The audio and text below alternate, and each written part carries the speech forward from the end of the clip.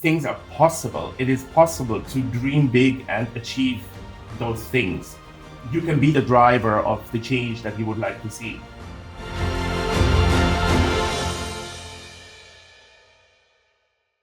Welcome back to our podcast, The Zero Hunger Project. I'm your host, Suman Roy, And I'm Stacey O'Neill. and today we're going to continue our conversation with none other than Kazuki Kitaoka. And the topic is the same, is the future of transformation of food system, or should I change it to agri-food system? That's what we learned from last week, that Mhm. it's not only just the food system, agri-food system. And who are we looking at to make the difference of the future? Mhm. Do you want to talk about who Kazuki is I for would love anybody to who's wasn't there? reintroduce Kazuki. Absolutely. Kazuki leads global youth and women's empowerment initiatives at the Food and Agriculture Organization FAO of the United Nations, where he manages the World Food Forum. This FAO initiative serves as a collaborative platform to engage youth, scientists, and civil society in reshaping the future of food systems. The forum supports the UN Sustainable Development Goals, the SDG goals we've been talking about, particularly SDG 2, which is zero hunger. Under his leadership, the World Food Forum has expanded youth leadership in agriculture, policy innovation, and food system equity, with programming across youth action tracks, innovation labs, and education pathways. His work emphasizes the importance of intergenerational collaboration, equity in agri food transitions, and meaningful inclusion of underrepresented communities in global conversations. This is all so important. These discussions are vital. While Kazuki's work is global in scale, its themes align deeply with issues faced in urban Canadian contexts, including Toronto, where youth led initiatives, data access, and gender based food insecurity remain pressing concerns. And we're so happy to continue this conversation with Kazuki. Absolutely. So, Kazuki, I'm going to talk a little more about when I was there in Rome at the World Food Forum. I saw this amazing presentation from this women-led group out in India, who had the women all working together towards the agri-food system. Unfortunately, I don't remember the name. Do you know what I'm talking about? I know about there were a lot of presentations. I think it was with Dr. Lamy. We talked about that. Oh, right. Yeah. Right. Okay. Yeah. Yes, with because Dr. Lamy was on our podcast a couple of episodes ago, and we talked about that group. And that is the kind of project where this organization, as I remember, got the women in the village all together, and they're working on agriculture, micro, and just empowering them to have a proper life. And I think projects like this, it's really amazing in seeing FAO actually giving the microphone to projects like this Hmm. uh, and bringing their voice up. It's brilliant. I think now I remember actually the it was a community based and it was linked with finance and it was linked with political action, kind of like a cooperative, and so that was very empowering actually and very interesting to see. But one thing that I find really essential when it's coming to projects like these, and there are many of them actually around. There's in India, of course, we have a lot of different projects at the community level, but also when we're looking at Latin America, there is a lot of cooperatives actually around that are either led by women or that are at least 50-50 in terms of the participation. So, and these cooperatives can be a real source for innovation. In Latin America, actually, there is a new project that is linking up cooperatives between agro cooperatives and allowing them to innovate amongst each other. Sometimes a cooperative alone doesn't have the ability to do that. But when they come together, suddenly we're talking about hundreds of thousands of farmers and community innovators. Suddenly they have the possibility to not only have a great idea, but also to go to a financial institution, get a grant, have a possibility to jointly advance innovation in their sector. And I think these types of cooperative movements are really an extremely interesting and powerful potential for the agri-food system to go further. And perhaps allow me to say one more thing because that's quite important. And perhaps also even contradicting a little bit what I said before, where I was saying, well, then there needs to be growth coming from the sector. Of course, when it's coming to the agri-food sector, we shouldn't look at GDP alone. No, so this is GDP is of course an important measure for our economies, but in the end of the day, and that now brings us to your community example. This is the sector that is bringing our communities together. This is the sector that feeds us. Perhaps in most cases, an extremely important part of our local culture, of our local identity, of our belonging. So the degree of happiness as well coming from this sector. So some people are talking about happiness economics, no? The happiness that is coming from this sector is extremely important, and I think it can be seen as a real solution when we look at how our communities have more cohesion, how our societies come together around issues that they need to agree on, and they imagine a better future for their kids and their kids' kids. No, so that is really an important aspect when it's coming to these types of really excellent examples. I think also these initiatives hold their power in the fact that they're culturally relative, that all of these networks get to approach these things from a place of their own culture and their own ethnicity, their own identity, their own religion, their own what have you, their own practices, cultural practices. And that is only going to strengthen it. And then what it does do when all of these networks kind of link up with each other is that there's that exchange of information. Oh, that's how you do things where you're from. This is how I do things where I'm from. And there comes the innovation because maybe we take a little bit from column A and a little bit from column B, and now we've got this whole new thing. So I'm here for that. That's super exciting. It's badass. It's really exciting indeed. And actually, this links also to the question at the beginning on youth. Because if we're not bringing youth at this point into such networks, into such heritage, and also the protection of the heritage and the restoration, perhaps sometimes, of such heritage, it's going to get lost because these are intangible.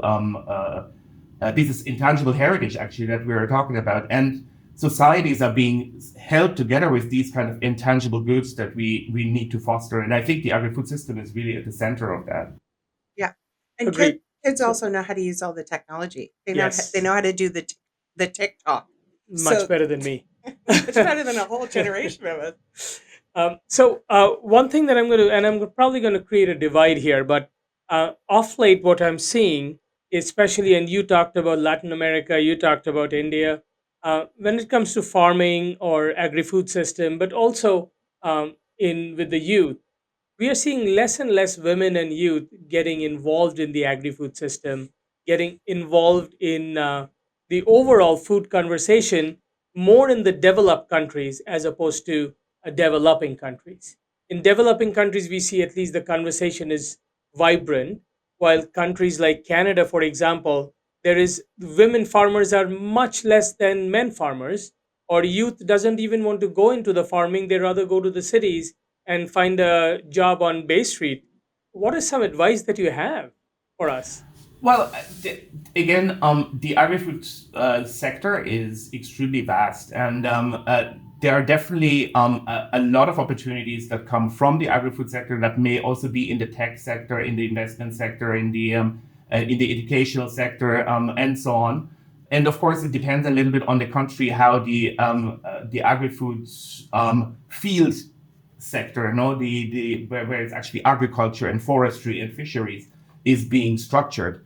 In a developed country like Canada, of course, it is very differently structured to perhaps a small island nation in the Pacific, and the opportunities are different. And that is also partially why some of the discussions that we have seen, for instance, in the youth assembly, are very, very different, whether we are talking about North American youth, West European youth, or if we're talking to a youth in Africa or in Asia or Latin America. Having said that, I think a realization amongst all of those that it is essential to keep an agri-food system somehow in a shape that is creating healthy diets and healthy possibilities for healthy diets for everybody, no matter if it is in Africa or in Latin America or in North America.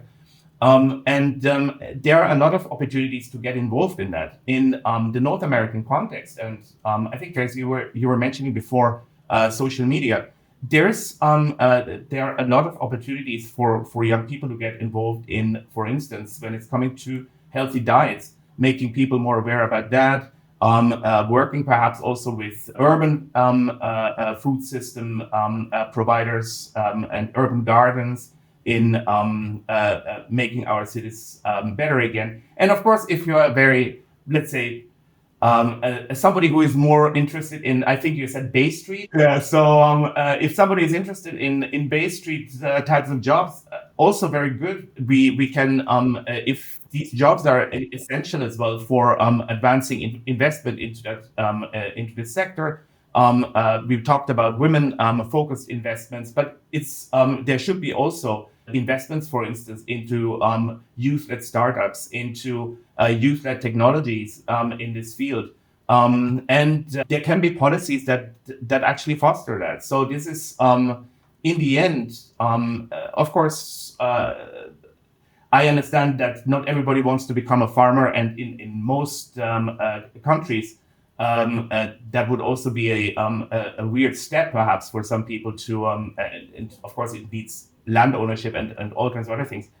But the sector in itself and how it is interwoven can develop into something that is a much more flourishing and defining field of work, no matter if you are at the farm level or in all of the services that are necessary for coming from seed to the table, and of course also everything that is beyond. No, when we are talking about food waste issues and so on, these are logistics issues that need to be taken care of. So what other, I don't know, departments or areas of the United Nations is the FAO working with in terms of advancing the mission of raising women and youth up? Do you know what I'm saying? Like it's sort of hard to push these women forward in leadership positions like we were talking about a little bit earlier when they're the ones that are actually in the field with kids because they're cheaper labor, you know, because these systems won't allow them to rise up. So you must be working with other organizations within the United Nations to advance women and children, generally speaking. Can you talk a little bit about that? Yeah, sure, of course. I mean, on perhaps I make a bit of a distinction here between the work that we do on women and the work we do on youth, because these are really slightly different demographic groups. Of course, there's an overlap of young women, but um, let me put it this way: usually, youth is in transition. All of us go into youth and then out of youth at some point, unfortunately. Usually, as well, women as a demographic group is more stable. Most women who are born as women do not transition necessarily. Sorry, can you say that again? Most women who are born women do not. When we are looking at youth, everybody goes into youth and out of youth. When people are born women, usually at least, they probably will also pass away as women. That is so it's a much more stable. So the policies are going to be different. While for youth, we need to look at policies that are looking at a very transient type of demographic group. Women, the 52% of the world population that is female, is more or less staying stable at that percentage point. So the policies here can be very different. So the way we are working with the different UN agencies around women issues has a very long tradition already. We had a major conference 30 years ago in Beijing in 1995, which was looking at the status of women in all sectors. So not only in the agri-food sector, but throughout. And this conference came up with some major policy recommendations. And of course, the entire UN system, no matter if it is in agriculture or our sister agencies in Geneva that are working on trade issues or on intellectual property, or in Canada when it's coming to the Civil Aviation Agency, looking at equal pay for pilots and so on. So we all work actually together around those major policy directions that were given from Beijing onwards. And every year the Commission on the Status of Women is actually meeting usually in New York and discusses how progress was made, if progress was made, where it was not made, and so on and so forth. Well, that's good because 30 years is a long time ago. So it's good to Yeah. see that. Like that's yeah. And I think actually that I mean, despite the fact that, and we had literally in March. That's why I was in New York in March. We had the Commission on State of Women at the 30th anniversary actually of it, and we did see that there was a lot of progress made in many countries. So it is not that this was a standstill, and this was coming from a universal agreement that gender equality and women's empowerment are two essential areas where the entire UN system needs to work on, both internationally and also at the country level and policy at national policy level to bring this issue forward. So, and that is how we are, I think, working with all of the different entities in the UN system. On youth, it's more difficult because youth has been recognized for a very long time, but I think, unfortunately, perhaps, it has stayed much more at the rhetoric level, and much less was done in a very systematic manner. And that is what we are now trying to change, actually. So there was a really fundamental shift in the Secretariat in New York with the creation of the Youth Office by the current Secretary General. And this also has, I think, shown the entire UN membership how important it is to actually look at young people and their ideas for the future when it's coming to multilateralism and the policies that we're discussing in those big halls. And the decision of the FAO just 2 years ago to create this office, which also looks specifically at youth, is, I think, a testament of that as well. So what we are doing now is we work specifically with the youth offices. I mean, of course, the UN Youth Office in New York, and then whatever in other different agencies and entities and organizations of the UN exist with regard to youth empowerment and youth engagement in particular. We try to work with them as well. But I have to say that it is not as advanced as we have an agenda or a policy framework as we have with women in particular. There is a UN system-wide strategy for youth that is looking at what are the main areas in which we should be working together to advance until 2030. So we have another 4 years to go, basically. And these include more youth inclusion in policy making and policy decisions, more youth inclusion also at the UN level when it's coming to our own governing bodies, and so on and so forth. But these are quite high level. So these recommendations don't really go to the local level where we as the youth offices would like to see the policies go forward, and where we also see an opportunity or perhaps also a necessity for the UN to engage young people. The worst that could happen for the UN and for multilateralism overall is if young people disengage, and if there is less of an interest in international cooperation, in a rule-based and a rule-based international order, and in the kind of cooperation that we have been seeing in the last 80 years, really creating a lot of prosperity and a lot of hope for people on the way forward. Yeah. And they will, of course, disengage if they're not included in the conversation. Exactly. So, Kazuki, now, if you have this one message that you want to give to the youth, especially in Canada, what is that one message you want to give them to get them motivated? I think one important message to young people is that don't give up your dreams and be active in creating your future. And I think that is going beyond the agri-food field. It's about your future, young people's future, and it is about your dreams. And it is possible things are possible. It is possible to dream big and achieve those things. You can be the driver of the change that you would like to see. And if we can support that with the work that we're doing, with allowing for more participation, for allowing for perhaps getting more grants for what you would like to do, if they tell us your needs, and we should work together on making your dream come true.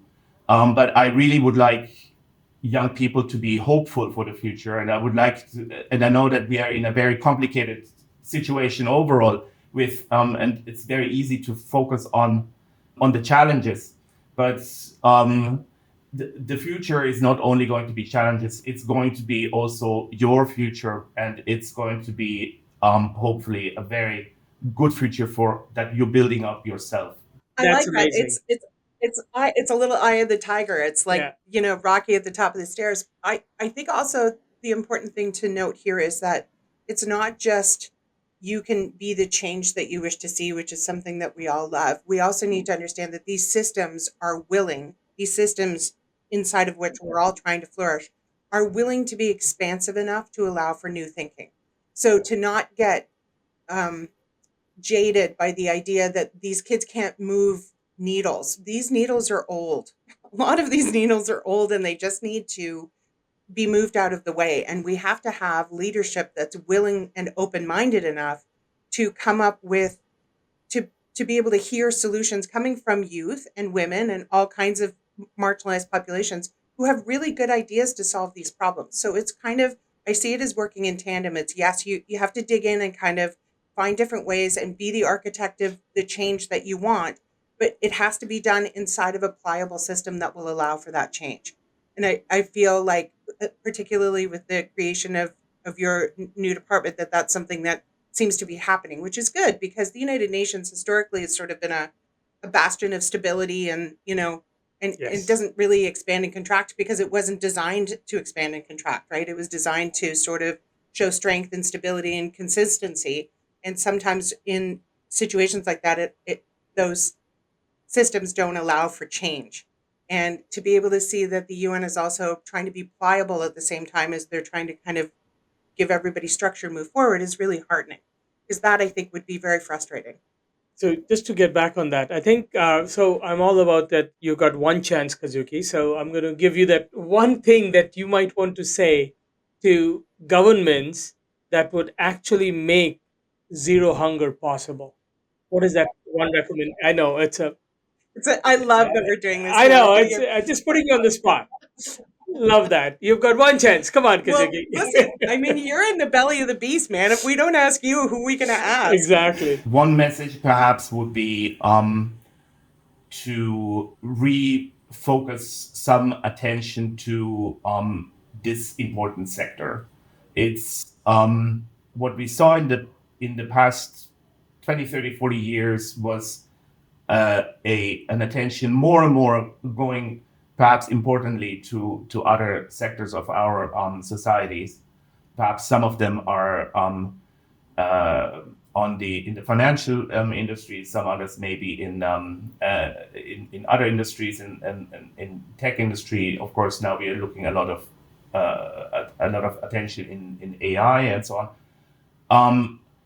The the agri-food sector has been, I think, undervalued and under considered by future-oriented policymakers uh, in some respects, and I would hope that all governments start looking at this important sector, how to bring it forward into the future, and I would ask all governments to start talking specifically with young people about what type of agri-food sector, but also what type of future of their food they would like to see, and consider that in the policy making that is being done. Fantastic. Is there something that we're not asking you? Like, what is the one question that people should be asking you when they get a chance to interview you that you're not talking about enough? Well, a lot of people ask me a lot of questions, and I would like to hear more. people ask is what I learned from young people, and it's because it's essential. And I think actually more people should ask that also their policy, their representatives in the capital and so on, because there is a lot we are actually that I learned just by working with so many young people now, and not only my team, which is extremely young. So I'm the main one that is out of youth, but the majority is actually very very young. I learned not only about perspectives that are different, but I also learned about different ways of solving issues, of looking at challenges, of working together. It is really a source of knowledge that uh, probably more people should be considering as a really important inspiration source for our daily lives. So I would like to have more people ask me, what did you learn from young people? Yeah, that's good. I particularly think because it's easy to get jaded about all of these things. We've talked about how complicated these issues are, and there's sort of like a Russian nesting doll of problems. You keep opening one, and there's a problem on the inside. And when you turn around and look at that through the eyes of a child who has no reason to be jaded about anything because they don't even understand the complexity of the problem, they will come to you with genuine ideas and inspiration and creativity because nothing's holding them back. And that's the kind of thing that will reinvigorate us, I think, hopefully. Well, that's amazing. Kazuki, thank you so much for your time. This was such an enlightening Such a conversation. great conversation. Oh, Yeah, thank you for so We sure. much. really appreciate all that you do and all the support that you're going to give us. I'm just putting words in your mouth right now. As we create our World Food Forum chapter here in Canada. So we're looking forward to that. Fantastic. I'm so honored to have to be here with you, and really enjoyed this conversation. And I'm looking forward to seeing the Canadian chapter come to life, and hope for a lot of conversations in the future with all the bright young minds in Canada. It's exciting. Amazing. Yeah. Thank you so Thank much. you. Wow. What a conversation. Amazing. Like these two episodes, Kazuki, thank you for your knowledge. This is fantastic. I'm sure as much as Stacia and me, we enjoyed, our viewers and our listeners enjoyed it equally. So much to learn. A couple of things that I really took very close to my heart, especially, is the message that you had for the youth. That was fantastic. Mhm. That don't give up on your dreams and be active in creating your future. It doesn't have to be always in the agri food system, but whatever your dream is, be active in creating it. So Mhm. that was a huge thing for me, which I'm probably going to put on my board in the office and kind of keep that. Though the message, Kazuki, is for the youth, it stays for me as well. I think it's true of everybody. Exactly. And the other thing that also a good takeaway, and this I'm talking to all the governments, who anybody in the government who's listening at all, if you are, is refocus some attention to this very important sector. Mhm. We have walked away from this globally, but it's time to come back, because we know globally doesn't matter whether it's developing country or developed country, people are hurting, Mhm. people are hunger. Today in Canada, we know that one fourth almost of our population do not have enough food to eat. It's crazy. And we are a developed, rich country. That Mhm. doesn't change much when you look in the US. It's getting worse in the US, as we speak. Mhm. In Europe, in Western Europe countries, it's getting worse. And of course, the developing countries, they're hurting tremendously. And it is time that the governments, the policymakers, actually pay a little more attention into our sector. It is not always, food insecurity is not always about food. It is not always about food banks. It is a lot more. And we need the government to pay attention. Well, hunger is political, right? We say this every single time. Hunger is political, and I think to be able to realize that the way we've done things in the past maybe isn't serving us anymore. Exactly. And we need to have governments that are open minded enough to realize that and embrace the future. And a lot of that has to do with youth and how they use technology and how they're communicating with each other and how they're creating networks and how women have created networks over the history of time. to lift each other up and to support each other. These are new mechanisms that could be introduced into old systems. And that's one of the takeaways that I took from this conversation with Kazuki. It's actually kind of exciting when we've been talking about a lot of stuff that's hard and like it feels stuck. This feels open and optimistic and full of possibility. So I really enjoyed all of that. That's amazing. This is the end of this episode, but we are not going anywhere. Please subscribe to us if you haven't yet. Give us some views. Hear the conversations. Ask and questions. Ask questions. Share with your networks, Mhm. and give us your comments because we would love to hear from you. So, looking forward to the next episode. Take Thank care. you. Take care.